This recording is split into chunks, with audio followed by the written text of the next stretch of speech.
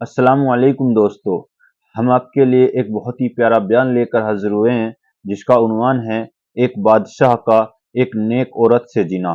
دوستو، بہت ہی پیارا بیان ہے جس کو بیان فرما رہے ہیں قاری حنی ملتانی صاحب۔ تو آئیے چلتے ہیں بیان کی طرف، توجہ سے سنیں۔ حضرات علماء کرام، محترم بزرگوں، عزیز دوستو، کافی سارے عرصے کے بعد آپ کے شہر جھنگ میں حاضری کا اتفاق ہوا، اور اللہ جانتا ہے کہ اس وقت دل میں کتنا دکھ محسوس کر رہا ہوں۔ جب بھی جھنگ میں حاضری ہوئی، میرے دائیں یا بائیں مفتی عبدالحلیم رحمہ اللہ تشریف فرما ہوا کرتے تھے۔ آج سٹیج خالی ہے، آج وہ اللہ والا ہم میں نہیں۔ حضور کریم صلی اللہ علیہ وسلم نے ارشاد فرمایا، علماء کا انتقال قیامت کا پیش خیمہ ہے۔ اللہ والوں کا دنیا سے اٹھ جانا گھنٹی ہے اس بات کی کہ قیامت آئی۔ پھر ایسا اللہ والا جو کبھی کسی کو لڑا کے راضی نہیں، کسی کو بھڑا کے راضی نہیں، پورے شہر کو ملا کر چلے کے چلنے والا اللہ اور اس کے رسول کریم صلی اللہ علیہ وسلم کے صحیح راستے پہ لوگوں کو گامزن کرنے والا، آخری دم تک اسی کوشش میں، اسی سعی میں اور اللہ اللہ کرنے میں اور کرانے میں ساری زندگی گزار دی۔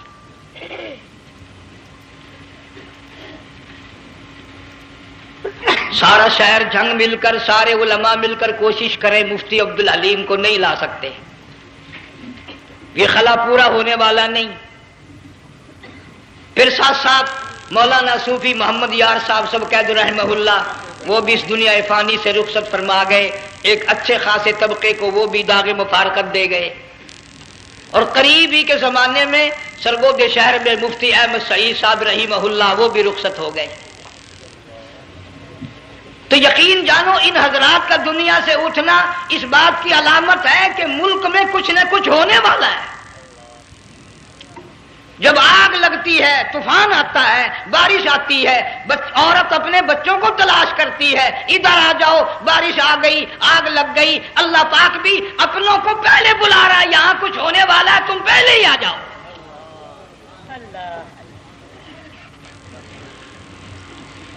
اور اس طرح اشارہ فرمایا، وَكَمْ أَهْلَكْنَا قَبْلَهُمْ مِنَ الْقُرُونِ۔ اللہ فرماتے ہیں میری زمین پہ عداوت نہ کرو، فساد نہ مچاؤ، قتل نہ کرو، خون نہ بہاؤ، ناحق لوگوں کا خون نہ بہاؤ۔ اللہ پاک کی زمین ہر روز صبح کو عرض کرتے، الہی لوگ مجھ پہ زنا کر کے چلتے ہیں، بدماشی کر کے چلتے ہیں، اجازت دے میں لقمہ بنا کر نگل جاؤں۔ مجھے اپنے اوپر ان کا چلنا پسند نہیں، مجھے اچھا نہیں لگتا۔ ہر روز آواز لگاتی ہے، ظالمو، بدکارو، بدماشو، میرے اوپر دندناتے پھرتے ہو، ایک نہ ایک دن میرے اندر آؤ گے، تمہیں پتہ چل جائے گا کہ میں تم کو کتنا دشمن رکھتی تھی۔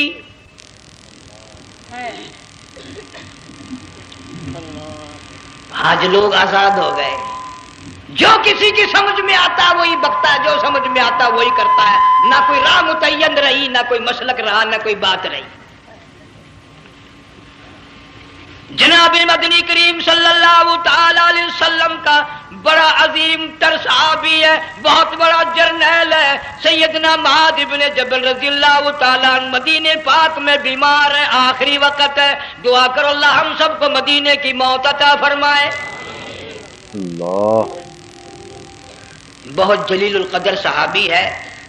علماء کرام نے لکھا ہے کہ جب موت کا وقت بالکل قریب آیا، معاذ بن جبل رضی اللہ تعالی عنہ نے رونا شروع کر دیا، رونے لگ گئے۔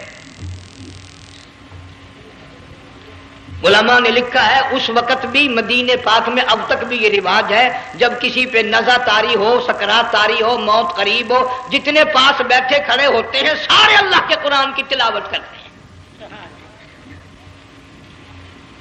صحابہ کرام آخری وقت میں قرآن مجید کی ہر وقت تلاوت کیا کرتے تھے، اس لیے حضور کریم صلی اللہ علیہ وسلم نے فرمایا قیامت کا دن ہوگا، اللہ پاک اعلان فرمائیں گے قرآن والے آگے آ جائیں۔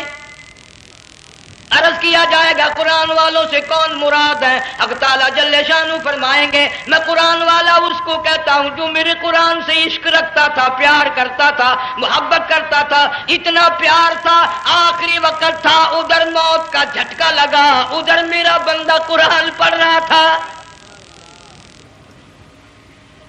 آج بھی اپنی قبر سے اٹھا، میرا قرآن پڑھتا ہوا اٹھا، تم میدان حشر کا چکر لگاؤ، آج بھی ان کے منہ سے کستوری کی خوشبو آ رہی ہے۔ معاذ بن جبل رضی اللہ تعالیٰ عنہ قرآن مجید کی تلاوت فرماتے فرماتے رونے لگ گئے۔ کسی صحابی نے کہہ دیا موت سے ڈر کے رو رہے ہو، موت سے ڈر گئے؟ فرمایا نہیں۔ پھر کیوں روئے؟ صحابی کہتا ہے میرے دل کی تمنا میرے دل میں رہی، میری آرزو پوری نہ ہو سکی، میری حسرت پوری نہ ہوئی، میرا ذوق پورا نہ ہوا، میرا شوق پورا نہ ہوا، میری تمنا تھی گرمی کا موسم ہو، رمضان کا مہینہ ہو، میں روزہ دار ہوں، جہاد فی سبیل اللہ ہو، کفر اسلام کا مقابلہ ہو، میں کئی کافروں کو قتل کر دیتا، پھر کافر بھی اکٹھے ہو کر مجھ پہ ٹوٹ پڑتے، میرا ناک کاٹ لیتے، میری زبان کاٹ لیتے، میں اللہ کی حضور میں جاتا، اللہ مجھ سے پوچھتا معاذ دنیا سے کیا لایا؟ میں عرض کرتا الہی بولوں کیسے، زبان بھی تیری نام پہ کٹا کے آیا ہوں، اور روزہ رکھ کر آیا ہوں، نیت یہ ہے کہ تیرے محبوب کے حوض کوثر کے پانی سے روزہ افطار کروں گا۔ ان اللہ والوں کی یہ موت تھی۔ مالک بن دینار رحمت اللہ علیہ ایک عجیب نوجوان کا واقعہ تحریر فرماتے ہیں۔ گرمی تھی، دوپہر تھی، سورج اپنی شباب پہ تھا، بڑی سخت گرمی تھی۔ میں نے ایک نوجوان کو دیکھا، وہ پیروں سے معذور ہے، دونوں پیر نہیں ہیں، ہاتھوں کے بل زمین پہ گھسٹ گھسٹ کے چل رہا ہے، اور گلے میں کرتا بھی نہیں، سامان کوئی نہیں، سواری کوئی نہیں، کھانے پینے کا انتظام کوئی نہیں۔ مالک بن دینار رحمت اللہ علیہ فرماتے ہیں میں نے اس نوجوان سے پوچھا کہ تو کہاں سے چلا اس حالت میں؟ کہنے لگا میں بلخ بخارے سے چلا ہوں۔ تجھے یوں ہی ہاتھوں کے بل گھسٹتے چلتے کتنا عرصہ گزر گیا؟ نوجوان کہنے لگا اللہ والے 7 برس ختم ہو کر 8واں لگ چکا ہے، اس حالت میں کہ جی ہاں اسی حالت میں تیرا کھانا پینا۔ جوان کہنے لگا والذی ہوا یطعمنی ویسقین وَإِذَا مَرِضْتُ فَهُوَ يَشْفِينِ، اللہ ہی کھلاتا ہے وہی پلاتا ہے، بیمار ہو جاتا ہوں وہی تندرستی عطا کرتا ہے۔ اور نوجوان دوپہر بڑی سخت ہے، گرمی بڑی سخت ہے، میرے یہاں دوپہر کو آرام کر لے، قیام کر لے، کچھ دیر ٹھہر جا، آج میرے یہاں قیام کر لے۔ نوجوان رونے لگا اور کہنے لگا مالک بن دینار یہ 2-4 منٹ جو تیری ساتھ باتوں میں میرے خرچ ہو گئے، مجھے ان کا ہی بڑا دکھ ہے، میں اور اپنی اس معذوری میں ہاتھوں کے بل 2-4 گز گھسٹ کر اور اپنے رب کے قریب ہو جاتا۔ یہ جو تیری ساتھ بات کرنے میں تھوڑا سا وقت خرچ ہو گیا، مجھے اس کا ہی بڑا دکھ ہے۔ ارے تو تھک گیا ہوگا۔ جوان کہتا ہے تیرے دیوانے مگر چلنے سے رک سکتے نہیں، تیرے دیوانے مگر چلنے سے رک سکتے نہیں، پاؤں تھک جاتے ہیں دل ان کے کبھی تھکتے نہیں۔ میرے سامنے تھکنے کا نام نہ لو، میرے دل میں عشق کی آگ جلی ہوئی ہے، سوز و گداز کا سمندر طوفان برپا کر رہا ہے، میں نہیں تھکنا جانتا، میرے یہاں نیند کا سوال نہیں، آرام کا سوال نہیں، میں تو گھسٹ گھسٹ کر رب کے دربار میں حاضر ہوا چاہتا ہوں۔ پوچھا کہ جا کہاں رہے ہو؟ کہنے لگا بیت اللہ کی زیارت کے لیے چلا، روز رسول اللہ صلی اللہ علیہ وسلم کی زیارت کے لیے چلا۔ کھانا پینا کچھ نہیں کہ نہیں، بس کہ منتظر ہوں اس گھڑی کا کہ کب وہ وقت آئے اور کم نہ جا کر یوں کہوں کہ اے مدینے کی مہاجر سبز گنبد کے مکی، اے مدینے کے مہاجر سبز گنبد کی مکی، عرش ہے تیرے قدم کے فیض سے یہ سرزمین۔ کب وہ وقت آئے، کب میں مدینے کی گلیوں کو دیکھوں، کب آب و ہوا کو دیکھوں، کب مدینے کی بہاروں کو دیکھوں، کب گنبد خضرا پہ میری نگاہ پڑے، میرے دل کی تسلی ہو جائے۔ عاشق لوگ یوں ہی کیا کرتے ہیں۔ دیہات کی ایک عورت آئی رسول اکرم صلی اللہ علیہ وسلم کی وفات شریف کے بعد اور آ کے کہنے لگی، بہن عائشہ رضی اللہ تعالیٰ عنہ، میں نے سنا ہے سرکار کی وفات شریف ہو گئی، کیا؟ کہاں دفن کیا؟ کہ اس حجرے میں۔ کہنے لگی مجھے دروازہ کھول کر قبر کی زیارت تو کرا دے۔ عورت دیہات کی رہنے والی چوکٹ پہ کھڑی ہو کے کہنے لگی، آقا جب بھی آتی تھی زبان چیری ہوتی تھی، قرآن خدا کا سنتی تھی، مسائل پوچھتی تھی، زیارت کرتی تھی، اب یہ زندگی اچھی نہیں لگتی، میں تیرے قدموں میں مرنا چاہتی ہوں۔ علماء نے لکھا ہے ایک چیخ ماری، چوکٹ پہ گر کر جان دے۔ سبحان اللہ۔ مالک بن دینار رحمت اللہ علیہ فرماتے میں بھی اس سال حج کے لیے گیا، مینا میں میں نے دیکھا کہ بڑا مجمع لگا ہوا ہے ایک جگہ، تو میں بھی گیا کہ یہ لوگ کیوں اکٹھے ہیں۔ میں نے لوگوں میں سے جھانک کر دیکھا تو وہی نوجوان بیٹھا ہے جس کو میں نے دوپہر کے وقت دیکھا تھا، وہی حالت ہے، گلے میں کرتا نہیں، گٹھڑی نہیں، تھیلا نہیں، سامان نہیں، اور رو رو کے یوں کہتا، مولا آج کسی نے دمبے کی قربانی دی، کسی نے بکری کی قربانی دی، کسی نے اونٹ کی قربانی دی، کسی نے گائے کی قربانی دی، میں فقیر ہوں، میں مسکین ہوں، میں بالکل مفلس اور نادار ہوں، میرے پاس تو یہ میری جان ہے، میں اس کی قربانی دیا چاہتا ہوں، قبول فرما۔ ہزاروں لاکھوں لوگوں کے سامنے ایک چیخ ماری اور مینا میں جان دے دی۔ اس حالت میں اللہ والوں کا آخری وقت آتا ہے۔ دیکھ ہم لوگ مرتے ہیں ایکسیڈنٹوں میں، سڑکوں پہ، ادھر موت کا جھٹکا لگ رہا ہے، ادھر منہ میں کنجری کا گانا۔ ارشاد فرمایا مدنی کریم صلی اللہ تعالی علیہ وسلم نے، سیاتی علی الناس زمان، اور لوگوں میری امت میں ایک وقت ایسا آئے گا لوگ اتنے برباد ہو جائیں گے، صبح کو آدمی مومن مسلمان ہوگا، شام کو موت آئی تو جنازہ کافر کا اٹھ رہا ہوگا۔ گھروں میں، محلوں میں آج موت آتی ہے، کنجری کا گانا منہ میں ہوتا ہے، ادھر دم نکل رہا ہے، ادھر کنجری کا گانا کانوں میں آواز آ رہی ہے، میت کو غسل دیا جا رہا ہے، کنجری کی آواز آ رہی ہے، جنازہ اٹھا کر لے جا رہے ہیں، کنجری کی آواز آ رہی ہے، قبر میں میت اتاری جا رہی ہے، کنجری کی آواز آ رہی ہے، قبر پہ مٹی ڈالی جا رہی ہے، کنجری کی آواز آ رہی ہے۔ اس ماحول میں، اس معاشرے میں ہم کس طرح ایمان اور یقین اور ایمان ساتھ لے کر مرتے ہیں؟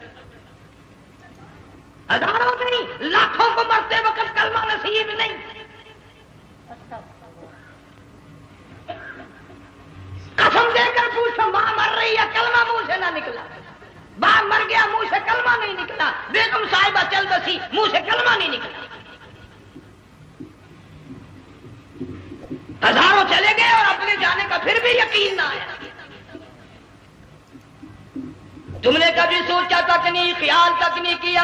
ارشاد فرمایا مدنی کریم صلی اللہ تعالی علیہ وسلم نے، اور لوگوں ابو ہریرہ رضی اللہ تعالیٰ عنہ سے پوچھا تو کیوں رویا؟ عرض کرنے لگا میرے آقا اتنی کمزوری کبھی نہ دیکھی، اتنی ضعیفی کبھی نہ دیکھی، اتنی ناتوانی کبھی نہیں دیکھی، چہرہ انور بالکل کمزور ہو گیا۔ آپ نے ٹھنڈا سانس لے کر فرمایا ابو ہریرہ تجھے معلوم نہیں موت بالکل قریب آ گئی۔ اللہ اکبر، بالکل قریب آ گئی موت۔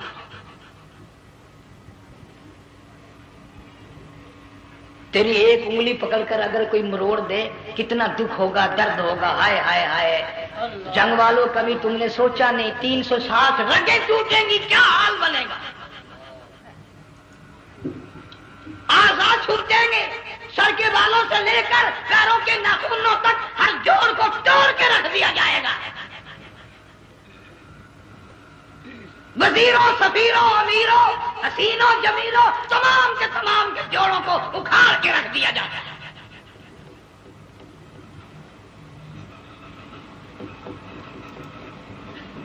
پروگرام تک نہیں مرد عورتوں کا کہ یہ دنیا کسی کی نہ بنی، قبر میں آخر جانا ہی جانا ہے۔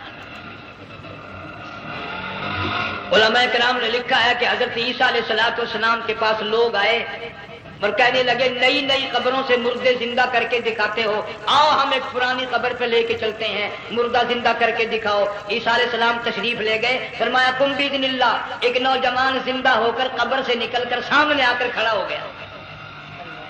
عیسیٰ علیہ السلام نے پوچھا تو کون ہے؟ وہ کہنے لگا میرا نام سام ہے، میں حضرت نوح علیہ السلام کا بیٹا ہوں۔ تو پیغمبر کا دماغ تو پیغمبر کا ہوتا ہے نا۔ فرمایا تجھے تو بڑا عرصہ قبر میں گزر گیا، کتنے ہزار سال قبر میں گزر گئے؟ کہ جی ہاں۔ عیسیٰ علیہ السلام نے فرمایا یار ملاقات تو اللہ نے کرائی دی، قبر کا کچھ حال تو بتا، کیا بنتی ہے؟ قبر کا کچھ ماحول بتا، قبر کی خبر بتا۔ علماء کرام نے لکھا وہ نوجوان رونے لگا اور کہنے لگا عیسیٰ علیہ السلام تو قبر کی خبر پوچھتا ہے، قبر کا حال پوچھتا ہے، قبر کا ماحول پوچھتا ہے، قبر کا معاملہ مجھ سے پوچھتے ہو، آپ مجھ سے پہلے یہ کیوں نہیں پوچھتے کہ موت کا جھٹکا کتنا شدید ہے؟ نوجوان رو کے کہنے لگا عیسیٰ علیہ السلام کتنے ہزار سال میری موت کو گزر گئے، پر مالک کائنات کی قسم آج تک میرا منہ کڑوا ہے۔ اللہ اکبر۔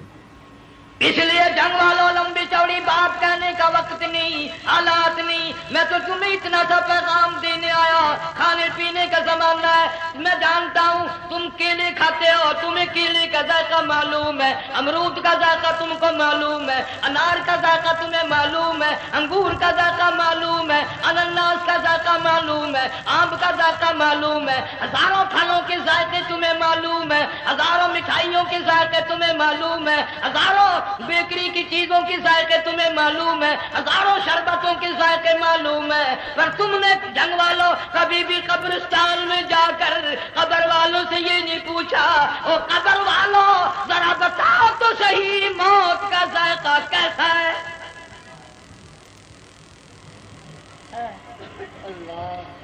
تم نے چکھا نہیں، جنہوں نے چکھا وہ بتانے نہ آئے کیسا ذائقہ ہے۔ اس لیے قرآن کہتا کلا اذا بلغت التراقی وقیل من راق وظن انه الفراق والتفت الساق بالساق الى ربك يومئذ المساق۔ بادشاہ ہو، امیر ہو، وزیر ہو، فقیر ہو، غریب ہو، رگیں ٹوٹیں گی، موت آئے گی، اور جس کی آئی تمہیں معلوم نہیں کس طرح آئی، کس حال میں آئی۔ جن کے دلوں میں ان باتوں کا خیال آیا خدا کی قسم صحابہ کرام میں سے اتنے رویا کرتے تھے آنکھیں ختم ہو گئی۔ جناب فاروق اعظم رضی اللہ تعالیٰ عنہ کو کسی نے دیکھا رو رہے ہیں، بے تحاشا رو رہے ہیں، پوچھ لیا بڑا بہادر پہلوان فاروق تجھے کیا ہوا، اتنا کیوں رویا؟ فرمانے لگے تمہیں معلوم نہیں قبر کا اندھیرا یاد آ گیا۔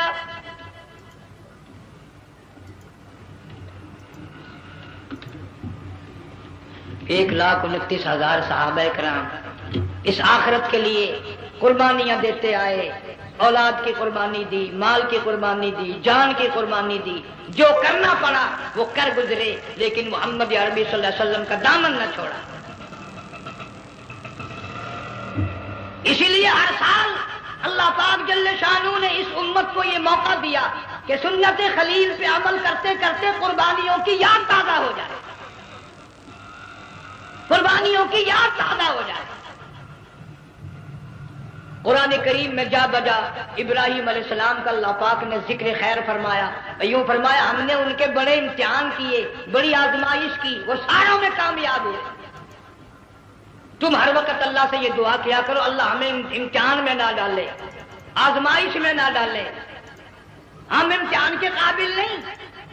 یہ ہمارے جو امتحان ہوتے ہیں ان میں نقل ماری جاتی ہے، تو اللہ امتحان لے گا تو نقل کیسے ماریں گے، کیسے کام چلے گا؟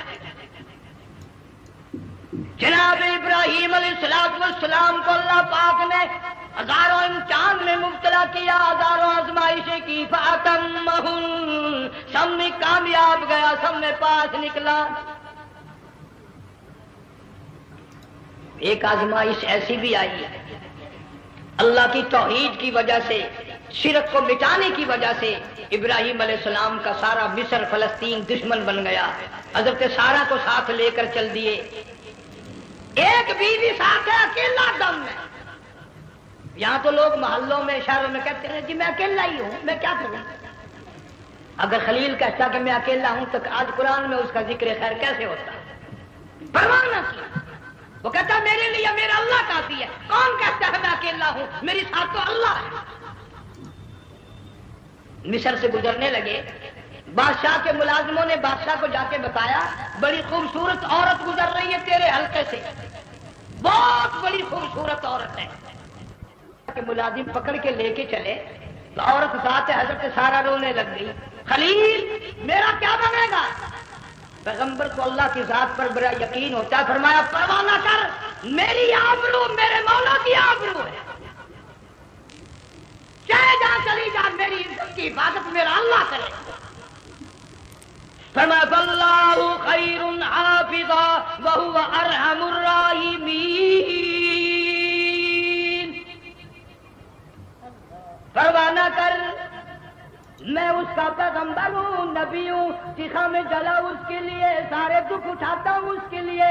میری عزت کی حفاظت وہی کرے گا. محل میں جا کر حضرت سارہ کو بند کر دیا. بادشاہ نے بلوایا ہے عزت لوٹنے کے لیے. بادشاہ نے پکڑوا کر منگوایا ہے آبرو برباد کرنے کے لیے. بادشاہ کا ارادہ ہے سارہ کی عزت کو برباد کرنے کا, اور اللہ کا پروگرام ہے سارہ ادھر آ. اس محل میں ایک معصوم بچی ہے جس کا نام ہاجرہ ہے, میں اس کو اتنا پسند کرتا ہوں. اللہ فرماتے ہیں اس کے پیٹ سے اسماعیل ذبیح اللہ کو پیدا کرنا چاہتا ہوں, اس کی نسل سے حبیب اللہ کو لانا چاہتا ہوں. آج تک کسی کی انگلی اس کی طرف نہیں اٹھی. سارا محل میں آؤ, اس کو آ کر ساتھ لے جاؤ تاکہ میرے ذبیح اللہ کی پیدائش کا معاملہ بن جائے. اللہ اکبر. بادشاہ کا ارادہ ہے آبرو برباد کرنے کا, اللہ کا ارادہ ہاجرہ کی آبرو بچانے کا. فرمایا وَيَمْكُرُونَ وَيَمْكُرُ اللَّهُ وَاللَّهُ خَيْرُ الْمَاكِرِينَ. اس نے بھی تدبیر بنائی, میں خدا نے بھی تدبیر بنائی. بادشاہ آیا حضرت سارہ کے قریب برائی کا ارادہ کر کے. مفسرین نے لکھا ہے حضرت سارہ نے فرمایا مجھے 2 رکعت نماز پڑھنے دے. یہاں سے پتہ چلا کوئی پاک دامن عورت, کوئی نیک بیٹی اگر گنڈوں میں بدماشوں میں پھنس جائے, عزت بچانے کا طریقہ یہ ہے وضو کر کے اللہ کے سامنے نیت تو باندھ, تیری عزت کے لیے وہ فرشتے بھیجے گا. علماء کرام نے لکھا ہے کہ ایک جہاز سمندر میں چل رہا ہے, طوفان آیا, جہاز تختہ تختہ ہو گیا, کچھ لوگ غرق ہو گئے, ڈوب گئے, کچھ تختوں پہ بہ کر کے چلنے لگے. ایک عورت گود میں بچہ ہے, ایک حبشی نوجوان دوسرے تختے پہ بیٹھا ہوا جاتا ہے. اس نے عورت اکیلی دیکھ کر اپنا تختہ چھوڑ دیا اور بدماشی کے ارادے سے عورت کے تختے پہ آ بیٹھا. تم جنگ والے سوچ رہے ہو گے کہ ڈوبتے وقت بھی باز نہ آئے, یہ سیلاب آتے ہیں لوگ بدماشیوں سے باز آئے.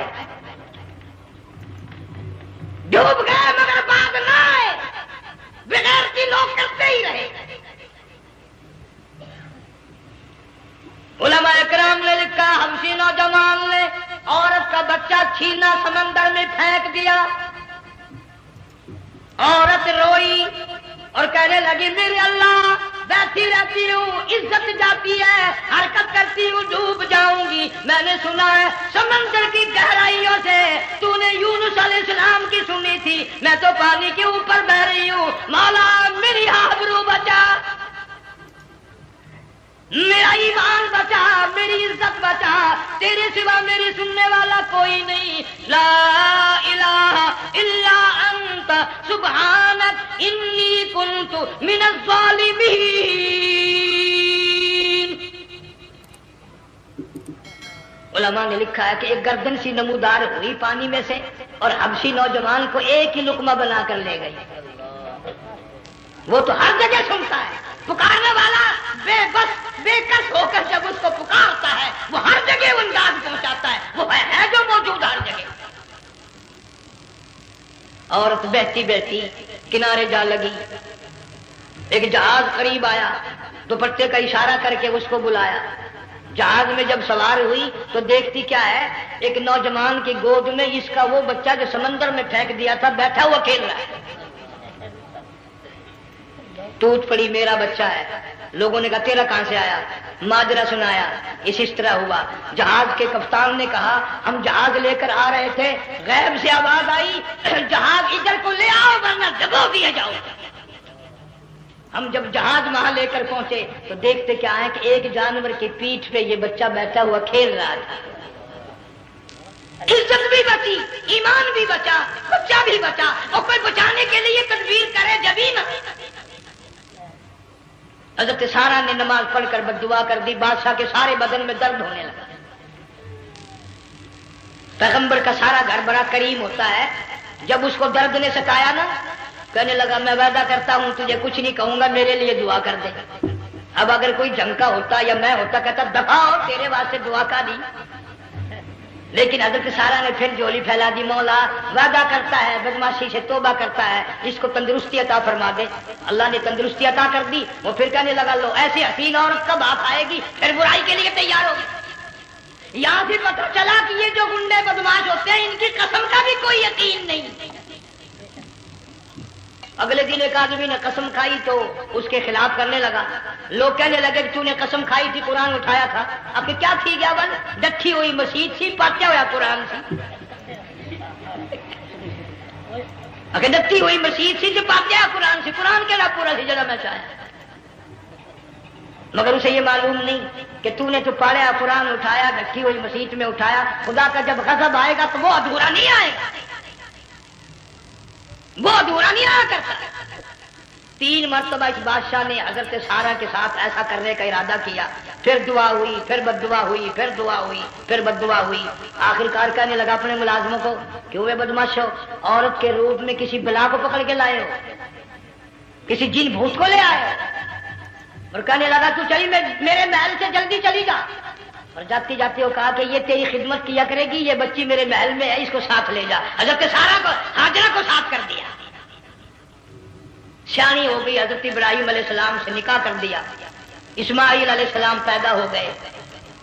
اللہ میاں جب حضرت ابراہیم علیہ السلام چومتے ہیں، چاٹتے ہیں، ماتھے پہ بوسے دیتے ہیں، اٹھاتے ہیں، پیغمبر کا بیٹا خود بھی نبی اور نبال میں آنے والا نبی، کالی کملی والا صلی اللہ علیہ وسلم، کتنا حسین چہرہ ہوگا۔ اللہ میاں نے پھر آزما لیا، حکم دیا کہ اس ہاجرہ کو، اسماعیل کو، دونوں ماں بیٹوں کو وہاں چھوڑ کے آ جہاں سینکڑوں میل میں پانی کوئی نہیں، آدمی کوئی نہیں، رستہ کوئی نہیں، گھاس کوئی نہیں، پتا کوئی نہیں، جہاں بیت اللہ ہے یہاں کے بارے میں حکم دیا، چھوڑ کے آ۔ اور اگر آپ کو نیند نہیں آئی تو مزہ آئے گا، اللہ نے یہ فرما دیا، بتانا نہیں ہے کہ میں نے حکم دیا ہے، خدا حافظ نبی نہیں کہتا اپنی بیوی کو۔ آج لوگ ہر بات میں کہہ دیتے ہیں ہمارے پیروں کو پتا کل کو کیا ہوگا، ہمارے فقیروں کو پتا ہے پرسوں کیا ہوگا۔ اور بڑی مدت کی بات ہے، یہی موسم تھا، چماسا گرمی تھی، انارکلی لاہور سے ہم کئی ساتھی گزر رہے تھے، فٹ پاتھ پہ بیٹھا ہے ایک ملنگ، چاروں طرف لوگ کھڑے، بڑا مجمع، کافی دنوں کی تو بات ہو گئی، ہاتھوں کی لکیر دیکھ کر لوگوں کی تقدیر بتا رہا تھا۔ کسی کو کہتا تھا تجھے بڑی اونچی پوسٹ ملے گی، کسی کو کہتا تھا تیری شادی بڑی فرسٹ کلاس لیڈی سے ہوگی۔ وہ بابو تو کوڈا ہی ہو جاتا تھا، لیڈیوں پہ بڑے مرائیے لینے، کوئی کام نہیں، رات دن بس لیڈیوں کے پیچھے ہی پھرنا ہے۔ میں نے اپنے ساتھیوں سے کہا، میں نے کہا میں بھی تقدیر پوچھتا ہوں اپنی۔ کہنے لگے شرارت ہو جائے، میں نے کہا ساری دنیا پر ہاتھ دکھا رہی ہے، کوئی شرارت نہیں، میرے ہاتھ میں شرارت ہے۔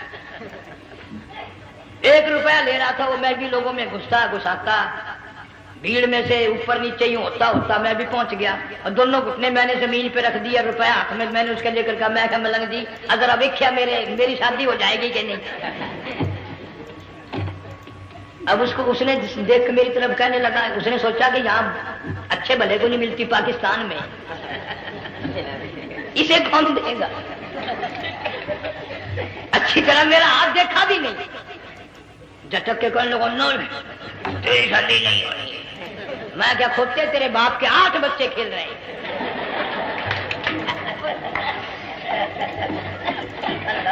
یوں ہی عقیدے بگڑ جاتے ہیں لوگ. ہمارے پیر کو پتا، فقیر کو پتا، کسی کو پتا نہیں ہے، کوئی نہیں جانتا. فرمایا وما تدری نفس ماذا تکسب غدا، کوئی نہیں جانتا کل کیا ہو جائے گا. وما تدری نفس بأي أرض تموت، کوئی نہیں جانتا زمین کے کس ٹکڑے پہ موت آئے گی. ان اللہ علیم خبیر، ایک اللہ کی ذات جانتی ہے. حضرت ہاجرہ اسماعیل علیہ السلام کو چھوڑ کر چل دیے، نہ خدا حافظ کہا، نہ کوئی تسلی دی. تھوڑی سی کھجوریں، تھوڑا سا پانی، ختم ہو گیا. ابراہیم علیہ السلام جب دور نکل گئے تو حضرت ہاجرہ نے دیکھا یہ تو چلے گئے. کھڑی ہو کر آواز دی، اے میرے ابراہیم. مڑ کر نہیں دیکھتے. جنگ والوں، اللہ کا پیغمبر اللہ کی اجازت کے بغیر اپنی بیوی کی طرف نہیں دیکھتا، گھر والی کی طرف نظر اٹھا کر نہیں دیکھتا. ایک تم ہو، چٹی داڑھی، بڑھیپا، کالے برقعے والی نظر آ جائے نا، آگے بھاگ کر بڑے میں آتے ہیں. کہاں جانا چاہتی ہیں آپ؟ تیری ماں لگتی ہے آپ چلی جائے تو یہ کیا ہوا؟ یہ کالے برقعے پہ مرتے مرتے مرتے مرتے مری گئے. ایسا عجیب تماشا. وہ لاہور پلیٹ فارم پر پھر رہی تھی نا ایک لیڈی برقع اوڑے، آ گیا ایک لیڈا، کہنے لگا سیب و نپ لاؤ. نے کہا لے آئے. نے کہا واہ واہ کام بن گیا. وہ سیب و نپ لے آیا. تھوڑی دیر کے بعد کہنے لگا میرے خیال میں پھینکا بھی ہو جائے. نے کہا لے آئے. نے کہا سبحان اللہ پکا کام ہو گیا. وہ سیب و نپ بھی پی لی، پھینکا بھی ڈکار گئی. تھوڑی سی دیر کے بعد کہنے لگا سیب لے آؤ. وہ لے ہی آیا سیب. کیا آپ کے لیے میں سیب لایا ہوں آپ کھائیں؟ کہنے لگی نہیں آپ کھائیں. اس نے سوچا ہو میری بھی محبت ہو گئی ہے، سیب کھانے کے لیے مجھے بھی کہہ رہی ہے. جب اس نے اصرار کیا نا کہ میں تو تیرے لیے لایا ہوں کھا تو صحیح، کہنے لگی کیسے کھاؤں میرے منہ میں دانت ہی نہیں ہے. اب پتا چلا اسے کہ صبح سے میں تو پرانے پپی کے پیچھے چل رہا تھا.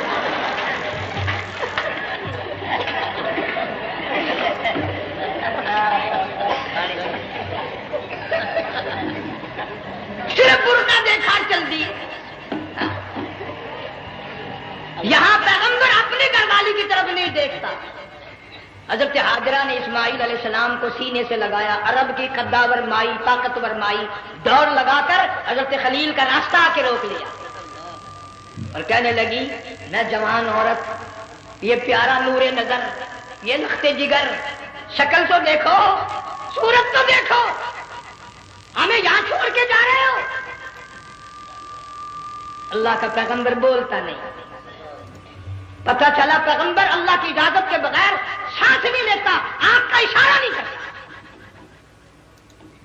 حضرت ہاجرہ رونے لگ گئی، میرے خلیل، میری ابراہیم، میرا قصور بتاؤ، میرا جرم بتاؤ، میری خطا بتاؤ، میرا گناہ بتاؤ، معافی چاہوں گی، معذرت کروں گی. اس بچے کا کیا گناہ ہے اس میدان میں چھوڑ کے چلے ہو؟ بولتے نہیں ہیں، اللہ کی طرف سے بولنے کی اجازت نہیں ہے. حضرت ہاجرہ نے خود ہی قیاس لگایا، سوچتی ہیں پیغمبر تو کسی پہ ظلم نہیں کرتا. وہ کہنے لگی خلیل کہیں اس رب کا حکم تو نہیں، کہیں اس اللہ کا یوں حکم تو نہیں. جم کے لوگوں اگر خلیل ہاں کہہ دیتا تو کیا حرج تھا؟ ہاں نہیں کہتا، اجازت نہیں، تاکہ ہاجرہ کے یقین ایمان کا امتحان مکمل ہو. مفسرین نے لکھا ہے کہ حضرت ابراہیم علیہ السلام نے سر کا یوں اشارہ کیا، بس ذرا سا ہاں. پھر عورت کا ایمان دیکھ، یقین دیکھ، یہی نہ بیٹھی، دوڑ کے وہاں گئی ہے جہاں پہلے بٹھا کر آئے تھے اور کہنے لگی ابراہیم جاؤ، میں جانوں میرا رب جانے، پرواہ نہیں. راتیں آتی ہیں چلی جاتی ہیں، دن آتے ہیں گزر جاتے ہیں، تھوڑی سی کھجوریں تھی وہ ختم ہو گئی، پانی ختم ہو گیا، بھوک اور پیاس نے بے چین کر دیا۔ اسماعیل علیہ السلام کی اتنی لمبی زبان باہر نکل، دو پتھر کھڑے کر کے اوپر ایک پتھر رکھ کر چھاؤں بنائی، اس کے نیچے لٹا دیا اور پھر چکر لگایا، کبھی صفا پہاڑی پہ چڑھتی ہے، کبھی مروہ پہاڑی پہ چڑھتی ہے، کبھی اترتی ہے اور ڈھلوان میں سے بھاگ کر چلتی ہے جب اپنا بچہ نظر نہیں آتا۔ سارے کہہ دو اللہ بڑا بے نیاز ہے، اللہ بڑا، زور سے کہو اللہ بڑا۔ کسی کے 500 سال کے سجدے رد، کسی کی ہزاروں سخاوت صدقات رد، کسی کی چال منظور، کسی کی رفتار منظور، کسی کی ٹور منظور۔ اور یوں فرمایا ہاجرہ میری رحمت کی تلاش میں آج جو تو نے دوڑ لگائی ہے، یہ تیری چال ڈال رفتار ٹور ہمیں اتنی پسند آ گئی، اتنی پسند آ گئی کہ آج کے بعد خلیل اللہ کیوں نہ ہو، ذبیح اللہ کیوں نہ ہو، کلیم اللہ کیوں نہ ہو، روح اللہ کیوں نہ ہو، حبیب اللہ کیوں نہ ہو، صحابہ کرام کیوں نہ ہو، قطب ابدال غوث کیوں نہ ہو، میری ہاجرہ مجھے اپنی کبریائی کی قسم جب تک وہ تیری چال چل کے نہ دکھائے گی حاجی کا لانے کا حقدار نہیں ہو سکتا۔ اللہ اکبر۔ تیری رفتار اسے چلنی پڑے گی۔ فرمایا ان الصفا والمروہ من شعائر اللہ فمن حج البیت او اعتمر فلا جناح علیہ ان یطوف بہما ومن تطوع خیرا فإن اللہ شاکر علیم۔ 7ویں چکر میں آواز سی آئی، اب رو پڑی حضرت ہاجرہ، کہنے لگی میرا بچہ اگر چل بسا میں پھر کیا کروں گی؟ سن لی میں نے آواز۔ آ کے کیا دیکھتی ہے؟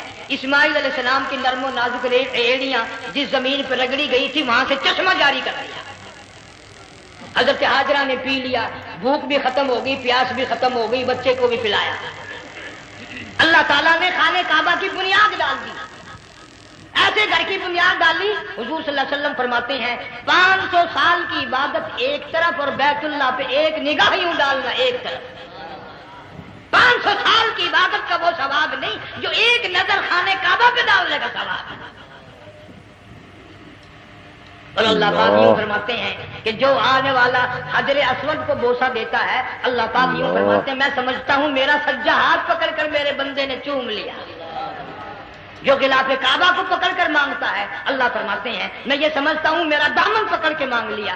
جو مقام ملتزم پہ لپٹ کے مانگتا ہے، اللہ فرماتے ہیں میں سمجھتا ہوں میری چوکھٹ پہ پڑھ کے مانگ لیا۔ اور فرمایا لوگوں یہ جو آنے والے آئے ہیں یہ رشتہ داروں کے مہمان نہیں، عزیزوں کے مہمان نہیں، دوستوں کے مہمان نہیں، میں خدا میزبان ہوں، یہ میرے مہمان ہیں۔ آج ان کی دعاؤں پہ آمین کہو، فرشتوں کو حکم ہوتا ہے ان سے مصافحہ کرو۔ مگر اللہ تعالیٰ سب کو توفیق دے کہ حج مکمل کر کے آئیں اور سب کا حج قبول فرمائے۔ میرے علاقے میں کئی سالوں کی بات ہے پرانی، جب کوئی حاجی تھا، ایک آدمی حج کر کے آیا، میں دوپہر کو اس کو ملنے گیا تو ظہر کی نماز کا وقت آیا، میں اٹھ کے چلا گیا نماز پڑھنے۔ پھر عصر کی نماز کا وقت آیا، میں اٹھا اور نماز پڑھ کے آ گیا۔ میں نے اس حاجی کے لڑکے سے پوچھا، میں نے کہا حاجی صاحب نے نماز یہیں پڑھی؟ تو کہنے لگا جی ابھی شروع نہیں کی، سفر کے تھکے ہوئے ہیں نا، 2-4 دن کے بعد شروع کریں گے۔ شکر ہے پہلے لوگ جھوٹ نہیں بولا کرتے تھے، ہاں آج کل کا ہوتا ہے نا تو وہ کہہ دیتا ہے جی یہ تو کئی وقت کی کچھی پڑھ کر بیٹھے ہیں۔ تو پھر مولوی تھا نا، میں بیٹھ گیا حاجی کے پاس، باتوں میں اس کو لے آیا یہیں، میں نے کہا حاجی صاحب نماز نہیں پڑھی؟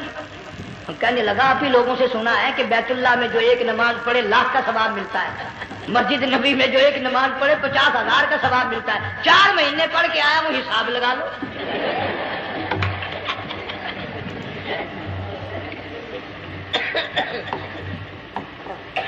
مسائل سیکھتے نہیں، ارکان اور آداب بیت اللہ کے سیکھتے نہیں۔ ڈی سی کے دفتر میں اگر جانا ہو کئیوں سے پوچھے کیسا جاؤں، کس طرح درخواست دوں، کیسے کہوں، کیسے کھڑا ہوں، کیسے بیٹھوں، کیا عرض کروں، اور اللہ کے دربار میں ہم جاتے ہیں اور سیکھ کرنے جاتے ہیں۔ یہ خوف نہیں کہ اگر بے ادبی ہوگی تو مارا جاؤں گا۔ اللہ تبارک و تعالیٰ جل شانہ نے اسماعیل علیہ السلام کی نرم و نازک ایڑیوں سے بنیاد ڈال کر خانہ کعبہ کی اللہ نے ہمیں یہ کعبہ دیا، گناہوں کی معافی مانگنے کے لیے وہاں جاؤ، اللہ تبارک و تعالیٰ کے دربار میں حاضر ہو کر مانگنے کے لیے یہاں جاؤ۔ ارشاد فرمایا مدنی کریم صلی اللہ تعالی علیہ وسلم نے، جو آدمی صحیح ارکان حج کے ادا کر کے واپس جاتا ہے اس طرح واپس آتا گویا آج ہی ماں کی پیٹ سے پیدا ہوا۔ پہلے لوگ یوں ہی حج کیا کرتے تھے، یوں ہی قربانیاں کرتے تھے، اب تو ہر چیز کی لوگ آسانی تلاش کرتے ہیں۔ پچھلے بقرعید کے موقع پر ہمارے مسجد میں ایک آدمی مجھے کہنے لگا اگر کوئی غریب آدمی مرغی کی قربانی دے دے تو لگ جائے گی؟ میں نے کہا تو مکھی مار دے انشاءاللہ وہی لگ جائے گی۔ سارے کام ٹیڑھی ہو گئے، نیچے نیچے نیچے نیچے کو چلے آ رہے ہیں۔ آج کل وہ ٹیڑھی بکرے بکری آئے ہوئے ہیں نا، کہیں تو قربانی کے لیے یا کندھے کو اٹھا کر لاوے، اب بتاؤ یہ گوشت بنتے گا یا کھاوے گا یا فریج میں رکھے گا، کیا کرے گا؟ بالکل کام بگڑ گیا۔ حضور صلی اللہ علیہ وسلم نے فرمایا قربانی کا جانور اچھا تلاش کر کے لاؤ، اس کے بدن پہ جتنے بال ہوتے ہیں اتنی نیکیاں لکھی جاتی ہیں، اتنی نیکیاں لکھی جاتی ہیں۔ اور میرا موضوع نہیں، حضور صلی اللہ علیہ وسلم نے فرمایا کہ میں نے اللہ سے دعا کی تھی میری امت کا کیا بنے گا، پل صراط پہ سے گزرتے وقت اللہ تعالیٰ نے میری دعا کو قبول فرما کر یوں فرما دیا کہ تیری امت جو قربانی میں جانور ذبح کرے گی میں خدا پل صراط کے کنارے پر زندہ کر کے ان سب جانوروں کو سواریاں بنا کر پیش کر دوں گا۔ اس لیے بقرعید بالکل قریب آ گئی، ہر دین ایمان اسلام کے لیے قربانی کے لیے تیار رہو۔ زیادہ سے زیادہ مجھے آج کل فکر لگا ہوا ہے کہ اپنے گھروں کو میں نماز کا اہتمام کرو۔ آج حال یہ بنا ہوا ہے کہ اگر گھر والی کی گود میں موت آئی تو گھر والی بے نماز، دھی کی گود میں موت آئی دھی بے نماز، بہن کی جھولی میں موت آئی بہن بے نماز، بیٹے کی گود میں موت آئی بیٹا بے نماز، بھائی کی گود میں موت آئی بھائی بے نماز، ڈاکٹر کے ہاتھ میں موت آئی ڈاکٹر بے نماز، کمپیوٹر کے ہاتھ میں موت آئی کمپیوٹر بے نماز، نرس کے ہاتھ میں موت آئی نرس بے نماز، تیرا کفن خرید کے لانے والا بے نماز، تیرے غسل کا پانی گرم کرنے والا بے نماز، تیری قبر کھودنے والے بے نماز، تیرا جنازہ اٹھانے والے بے نماز، تیری قبر پہ مٹی ڈالنے والے بے نماز۔ اگر تو نمازی بھی ہے یہ اتنے چاروں طرف کے بے نماز تجھے جنت میں کب جانے دیں گے؟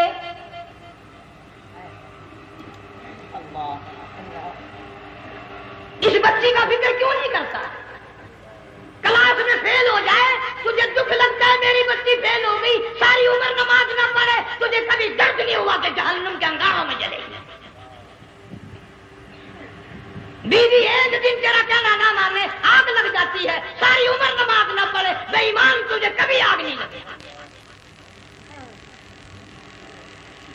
اس گھر سے تیرا جنازہ نکلے گا، اس گھر سے تیری میت اٹھے گی جس گھر میں تو نے سارے بے نماز پیدا کر رکھے ہیں، سارے بے نماز اکٹھے کر رکھے ہیں، کس طرح ایمان کلمہ ساتھ لے کر جائے گا؟ اس لیے اپنے ماحول میں اپنے گھر میں بچیوں کو بہنوں کو پیار سے محبت سے بڑے عقیدت سے ان کو نمازی بنا، تاکہ مرنے کے بعد جب تیرا جو بیٹی بہن منہ دیکھنے آئے تو نمازی کو تیرا منہ دیکھنے آئے، تیرا منہ دیکھنے بھی سارے بے نمازی آئے، تجھے کیا فائدہ ہوگا؟ اللہ سبحانہ و تعالی ہم سب کو ہمارے گھر کے ماحول کو نمازی بنائے۔ مفتی صاحب اس دنیا فانی سے رخصت ہو گئے، تشریف لے گئے، جان سارا بے وارثہ ہو گیا۔ مفتی صاحب ہی کا مدرسہ ہے، یہ مفتی صاحب ہی کے بچے ہیں، ان بچوں کی سرپرستی کرو، ان کا اکرام کرو، ان کی عزت کرو، جامعہ حلیمیہ کی خدمت کرو۔ بقرعید کا موقع آ رہا ہے، وہ تو نہ جانے کس کس طریقے سے اپنا کام چلاتے تھے، ہزاروں لوگوں سے ان کے تعلقات تھے، یہ بچے ہیں نیا کام ہے۔ اللہ سبحانہ و تعالی ہر خدمت گزار کو دو جہان میں سرخ روئی عطا فرمائے۔ بڑی اچھی اچھی کیسٹیں آپ کو یہاں سامنے سے ملیں گی اپنے گھر کا ماحول بنانے کے لیے۔ پیغمبر کی دعا سے پہلے نہ اٹھا کرو بھائی، ہائے ہائے کوئی دنیا کا دین کا جس کو کوئی اللہ سے حاجت ہو بیٹھ جائے ایک منٹ کے لیے درود شریف پڑھ کے دعا مانگو، اللہم صلی وسلم وبارک علی سیدنا و مولانا محمد وعلی آل سیدنا و مولانا محمد وبارک وسلم۔ یا اللہ قبلہ مفتی صاحب رحمہ اللہ کی قبر کو جنت کا باغ بنا۔ ماشاء اللہ دوستو، سبحان اللہ، کیسا لگا آپ کو یہ ہمارا بیان؟ اگر آپ کو ہمارا بیان پسند آیا تو اسے لائک کریں، ہمارے چینل کو سبسکرائب کریں اور دوسروں تک اسے شیئر ضرور کریں۔